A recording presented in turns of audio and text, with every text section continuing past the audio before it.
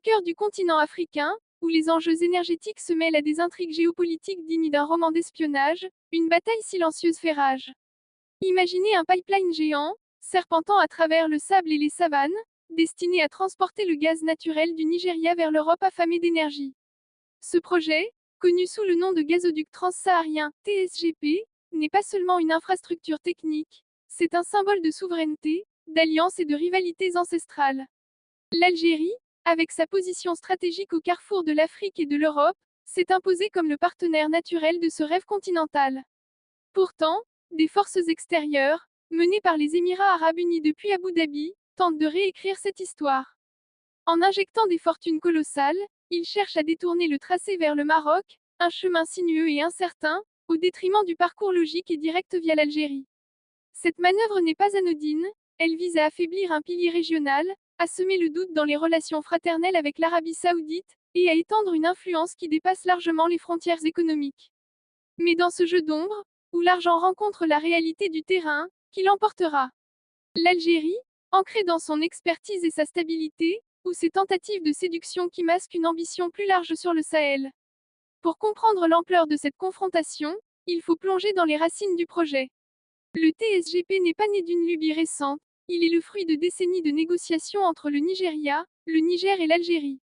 Ces trois nations ont vu dans ce gazoduc une opportunité mutuelle, pour le Nigeria, un moyen d'exploiter ses vastes réserves de gaz et de générer des revenus stables, pour le Niger, une chance de développer son économie naissante grâce aux droits de passage et à l'intégration de ses propres découvertes gazières.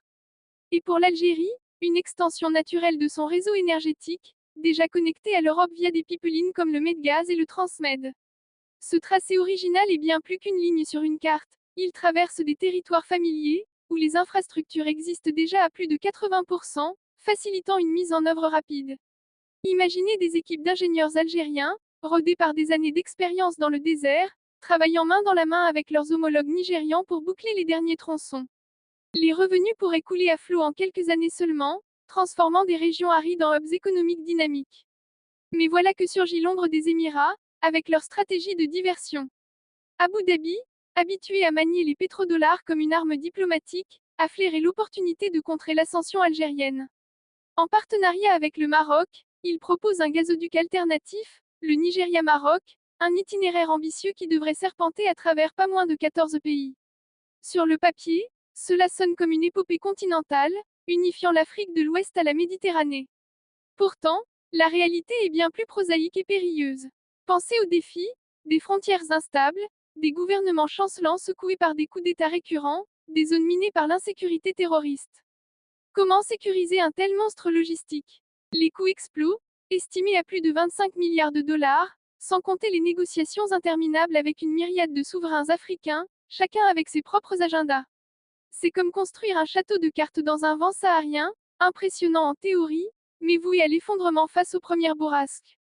L'Algérie, en revanche, offre une simplicité élégante. Seulement trois pays à coordonner, des alliances historiques forgées dans le feu des luttes pour l'indépendance, et une expertise inégalée en matière de transport gazier. L'armée algérienne, avec sa présence robuste aux frontières, assure une sécurité que peu peuvent égaler dans le Sahel.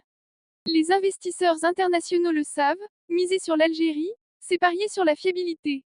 Les déclarations des dirigeants nigérians et nigériens, comme celle récente d'Abuja et de Niamey, réaffirment cet engagement. Ils ne se laissent pas berner par des promesses financières éphémères, ils voient au-delà, vers un partenariat durable qui génère des emplois, des technologies transférées et une croissance partagée. C'est cette vision holistique qui rend le tracé algérien irrésistible, non pas une simple transaction, mais une alliance stratégique qui élève tous les acteurs. Au-delà des aspects techniques, cette saga révèle des couches plus profondes de géopolitique. Les Émirats ne se contentent pas d'un simple détournement économique, ils visent à remodeler l'influence au Sahel, une région volatile où les intérêts se chevauchent. En injectant des fonds massifs, ils tentent de séduire des élites locales, de financer des projets parallèles qui pourraient déstabiliser les équilibres régionaux. Mais l'Algérie n'est pas naïve. Elle cultive des relations solides, comme avec l'Arabie saoudite, basées sur une fraternité historique qui transcende les querelles passagères. Ces liens ne se brisent pas à coups de chèques, ils sont ancrés dans une confiance mutuelle, forgée par des décennies de coopération. Et puis il y a les grands joueurs mondiaux, la Russie et les États-Unis, dont les positions ajoutent du piment à l'intrigue.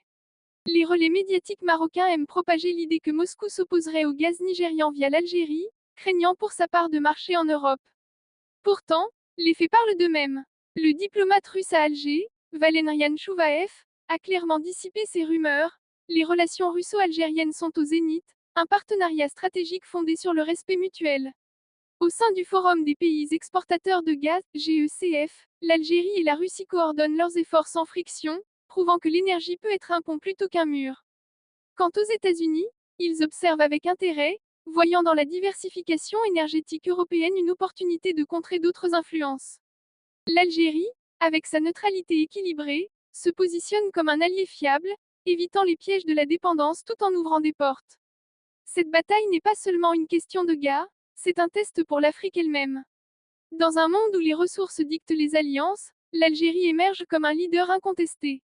Son réseau de pipelines, s'étendant sur des milliers de kilomètres, n'est pas un héritage du passé mais un atout vivant, connecté directement aux marchés européens.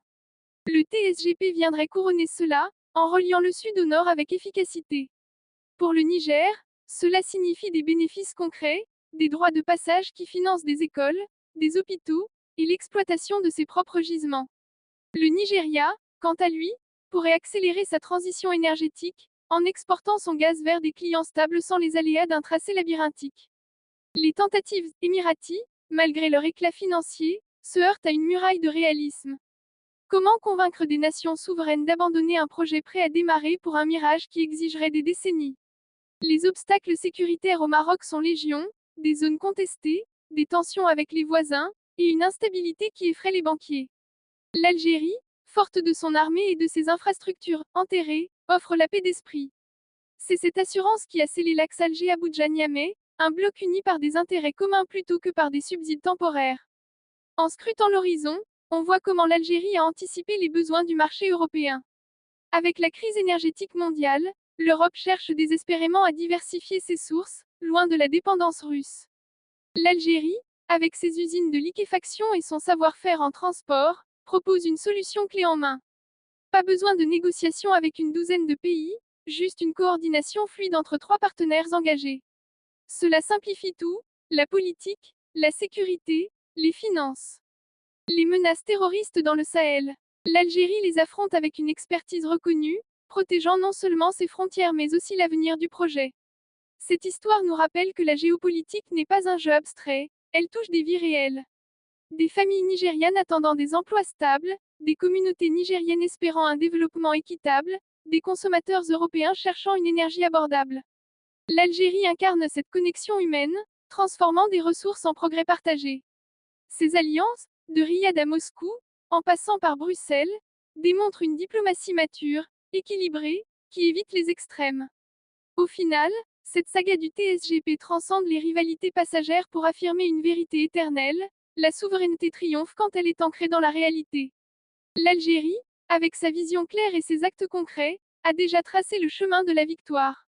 Les tentatives de diversion, portées par des vents d'ambition émiratis, s'évanouiront comme des mirages dans le désert. Ce qui reste, c'est un pipeline qui unit un continent, propulsant l'Afrique vers un avenir énergétique indépendant. L'Algérie n'est pas seulement un transit, elle est le cœur battant de cette renaissance, prouvant que la force véritable naît de la fiabilité, pas de l'éclat fugace de l'or noir. Ainsi, le gazoduc transsaharien s'imposera, non comme une conquête, mais comme un legs durable pour les générations à venir, scellant le rôle de l'Algérie comme phare de stabilité et de progrès en Afrique.